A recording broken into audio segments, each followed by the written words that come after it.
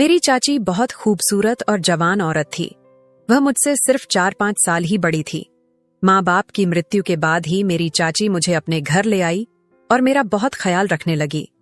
लेकिन मुझे नहीं पता था कि वह मुझसे इतना प्यार क्यों करती हैं। यह राज तब खुला जब एक रात चाचा घर पर नहीं थे। चाची मुझे जगाकर अपने बेडरूम में ले गई और कहने लगी कि मुझे अकेले सोने से डर लगता है, इसीलिए आज तुम मेरे साथ ही सो जाओ। एक ही बिस्तर पर चाची के साथ सोना मुझे बहुत अजीब सा लग रहा था, लेकिन मजबूरी थी। आधी रात का वक्त होगा जब मुझे लगा जैसे मेरे मुंह में कोई गर्म चीज डाल रहा है। आंख खुली तो देखा चाची अपने दोनों मेरे मुंह में। माँ बाप की मृत्यु के बाद मेरी चाची मुझे अपने घर ले आई। चाची ज्यादा उम्र की औरत नहीं थी, मुझसे सिर्फ 4-5 साल ही बड़ी थी। चाची ने मुझे जो कमरा रहने के लिए दिया था उसमें सिर्फ एक सिंगल बेड ही था। मैं हर वक्त अपने कमरे में ही रहता था। एक दिन मेरी चाची मेरे कमरे में आई तो मैं सोने की तैयारी में ही था। मेरी चाची मेरे पास आकर बैठ गई। एकदम उन्होंने मुझे अपने गले से लगा लिया और छोड़ने का नाम ही नहीं ले रही थी। धीरे धीरे मेरी कमर को सहलाना शुरू किया तो मैं महसूस कर रहा था कि आज शायद चाची ने नीचे के कपड़े नहीं पहने हुए हैं। चाची शायद अपनी आदत से मजबूर थी। उस वक्त चाचा घर पर नहीं थे। वह अक्सर घर देर से आया करते थे। अब तो यह रोज का मामूल हो गया था कि चाचू के जाते ही चाची मेरे कमरे में आकर बैठ जाती। लेकिन अजीब बात यह थी कि जब से मैं अपनी चाची के घर रहने के लिए आया था, उन्होंने अपने लिबास में काफी हद तक तब्दीली कर ली थी।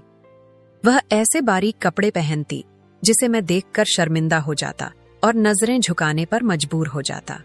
मेरी चाची मोटी औरत थी। मोटापा उन पर बहुत जंचता था, लेकिन ऐसे कपड़े पहनने से उनके जिस्म का एक एक हिस्सा मुझे साफ नजर आता था। उस रात चाचू ने फोन किया कि आज रात वह घर में नहीं आएंगे। शायद वह दूसरे शहर गए हुए थे।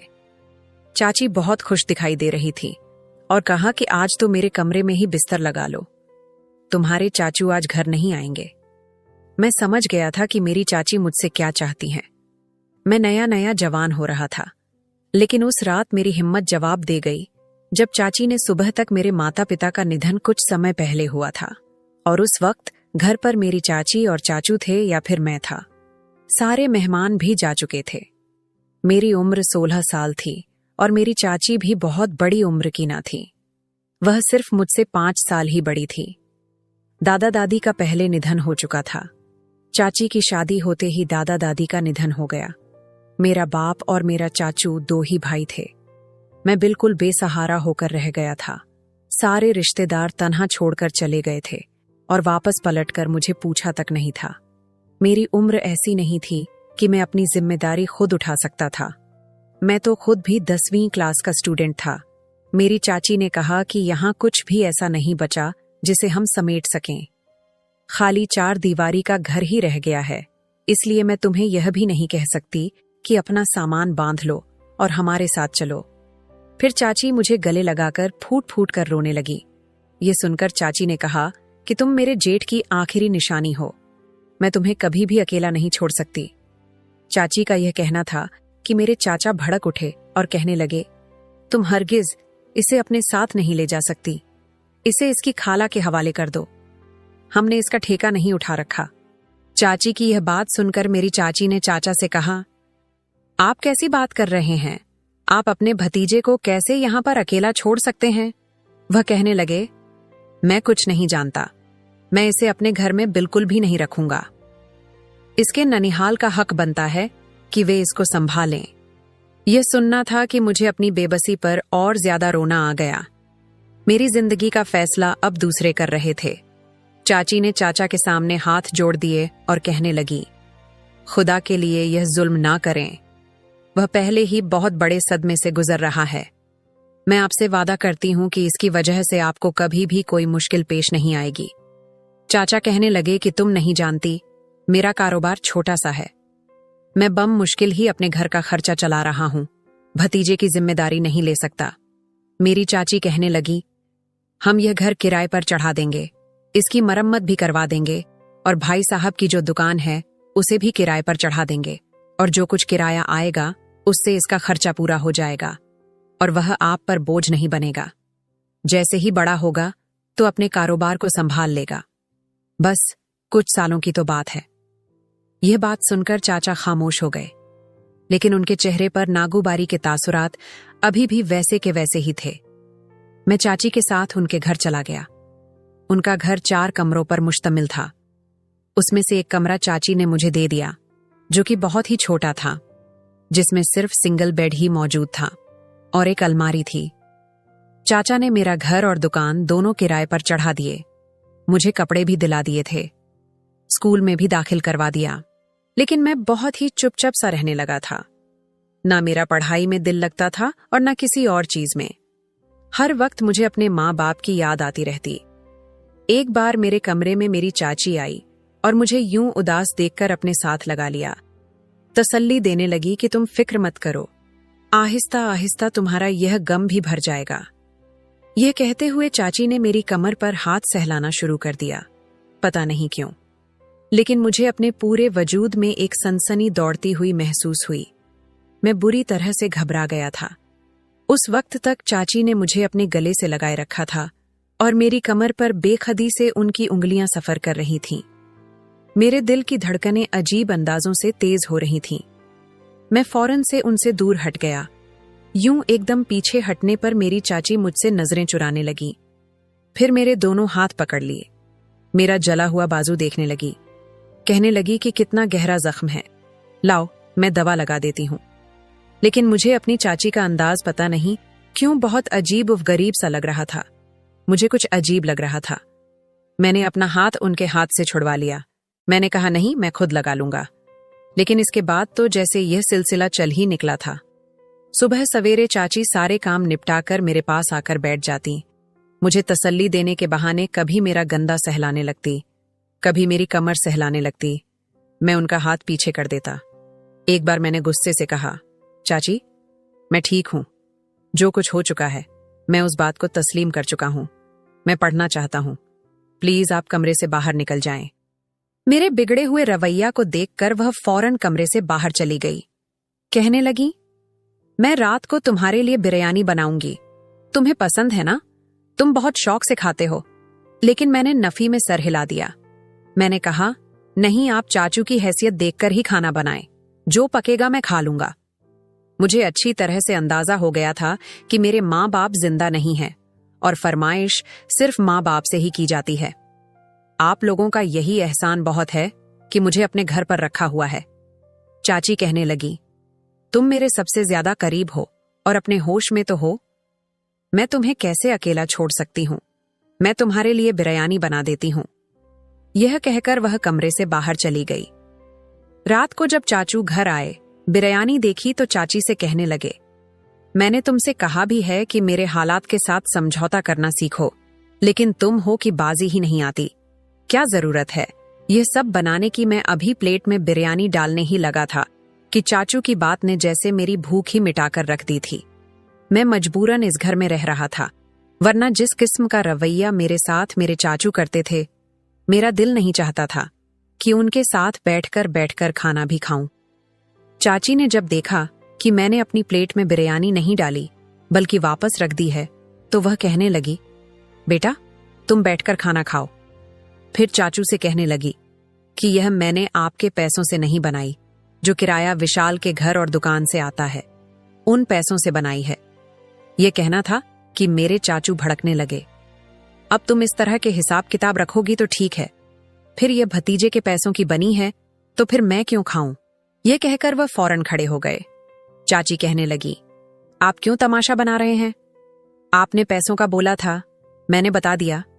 लेकिन चाचू वहां नहीं रुके, अपने कमरे में चले गए। मेरा दिल भी खाने से बेजार हो चुका था। मैं भी उठने लगा तो चाची ने मेरा हाथ पकड़ लिया और कहने लगी, उनका तो रोज का तमाशा है, तुम बैठो इधर, ये तुम्हारे लिए ही तो मैंने बिरयानी बनाई है। यह कहकर चाची ने एक निवाला मेरे मुंह के करीब किया। ना दिल करते हुए भी मैंने वह खा लिया। फिर मैं अपनी प्लेट में बिरयानी डालने लगा तो चाची कहने लगी कि आज मैं तुम्हें अपने हाथ से खिलाती हूं। यह कहकर वह अपने हाथ से खाना खिलाने लगी। लेकिन जो बात मुझे बुरी लगी थी वह यह थी कि वह एक लुकमा मेरे मुंह में डालती और दूसरा अपने मुंह में, और मुसलसल टिकटिकी बांधे मुझे देखे जा रही थी। मुझे उनकी नजरों से अजीब सी उलझन हो रही थी। हालांकि वह मेरी चाची थी, लेकिन फिर भी अचानक क्यों मेरी सोच उनके रवैया को देखकर भटकने लगी थी। एक बार मुझसे कहने लगी कि तुम अपनी उम्र से बहुत बड़े लगते हो, बिल्कुल अपने बाप का नक्शा हो। और यह भी कहने लगी कि मेरी शक्ल सूरत अपने बाप से बहुत मिलती है। मेरी उम्र 16 साल की बजाय 20 साल लगती है। अपनी जमात में सबसे ज्यादा कद काठ और खूबसूरत भी मैं ही था। मेरी चाची देखने में खूबसूरत थी, लेकिन चाचू आम शक्ल सूरत के मालिक थे। चाचू बहुत तेज थे और चाची की कोई औलाद भी ना थी। चाची की शादी को 9 साल गुजर चुके थे। शायद यही वजह थी कि उनके घर में हर वक्त तनाव का माहौल रहता था। चाचू जब भी घर पर आते तो बात बात पर चाची से लड़ने और झगड़ने लगते। एक बार मैं नहाकर बाहर आया, अपने बाल साफ कर रहा था। उसी वक्त चाची नाश्ते का पूछने के लिए अंदर आ गई। मैं स्कूल के लिए तैयार हो रहा था। मुझे देखकर कहने लगी कि नाश्ते में क्या खाओगे। मैंने कहा, चाची जो आप रोज बनाती हैं वही, लेकिन ठीक है। ये कहकर मैंने अपना तौलिया अपने सर पर मारना शुरू किया। मेरे बाल अभी गीले थे कि मैंने तौलिया बेड पर रख दिया और कंघा करने लगा, क्योंकि स्कूल से मुझे देर हो रही थी। वह कहने लगी, तुम्हें अपनी कोई भी परवाह नहीं है। यह कहकर चाची ने मेरा हाथ पकड़ा और मुझे बेड पर बिठा दिया और तौलिया पकड़ा और मेरा सर साफ करने लगी। मुझे यह बात बड़ी अजीब सी लगी थी, क्योंकि मैं कोई छोटा बच्चा तो नहीं था जिसका हर काम चाची करें। अभी मैं उन्हें रोक ही रहा था कि एकदम कमरे का दरवाजा खुला और सामने चाचू खड़े थे। यह सब देखकर उनकी आंखें सुर्ख हो गईं। शायद उन्हें यह बात अच्छी नहीं लग रही थी। चाचू चिल्लाकर कहने लगे, तुम्हें बस इसी की फिक्र है, बाहर आओ और नाश्ता दो, मुझे देर हो रही है। यह कहकर वह चले गए। मैंने चाची से कहा कि मैं सर को खुद भी साफ कर सकता हूं, आप जाइए, जाकर चाचू को नाश्ता दें। मैंने तौलिया उनके हाथ से खींचकर बेड पर फेंक दिया और अपने बाल बनाकर बैग उठाया और बिना नाश्ता किए ही बाहर जाने लगा। लेकिन गेट पर पहुंचते ही मेरे कदम जैसे रुक गए, क्योंकि चाचू चाची के साथ लड़ रहे थे। वह कहने लगे, तुम अंधी हो गई हो। विशाल कोई छोटा बच्चा नहीं है जिसके कमरे में तुम बेधड़क चली जाती हो। वह जवान जहान लड़का है और तुम मुंह उठाकर कमरे में जाती हो और उसके वह काम करती हो जो आज तक तुमने मेरे भी नहीं किए। इसके बाद चाचू ने एक ऐसा राज बताया कि मेरे कदम वहीं के वहीं जम गए। कुछ देर तो मैं सूझबूझ से गाफिल हो गया था। बड़ी अजीब सी हकीकत थी जो मैंने सुनी थी। बहरहाल मैं फौरन गेट से बाहर निकल गया। मेरे कदम तो स्कूल की जानिब बढ़ रहे थे, लेकिन मेरा दिमाग कुछ और ही सोच रहा था। मुझे समझ नहीं आ रही थी कि यह सब क्या है। फिर मुझे लगा कि शायद चाचू झूठ बोल रहे हैं। जो वह सोच रहे ऐसा कुछ भी नहीं होगा। शायद वह गुस्से में यह सब कह रहे हैं। बहरहाल पूरा दिन स्कूल में गायब दिमागी से क्लास अटेंड करता रहा। घर आकर मैंने इस बात पर गौर से सोचा। फिर यह फैसला किया कि मुझे आज जल्द अपने पैरों पर खड़ा हो जाना चाहिए और यहां से निकल जाना चाहिए। लेकिन इसके बाद जो कुछ मेरे साथ हुआ, उसने तो मेरे पैरों के नीचे से जमीन ही निकाल दी। रात को हर रोज चाची मुझे दूध के साथ बादाम खाने के लिए देती और कहती, यह खाकर सोया करो, तुम्हारा दिमाग तेज होगा।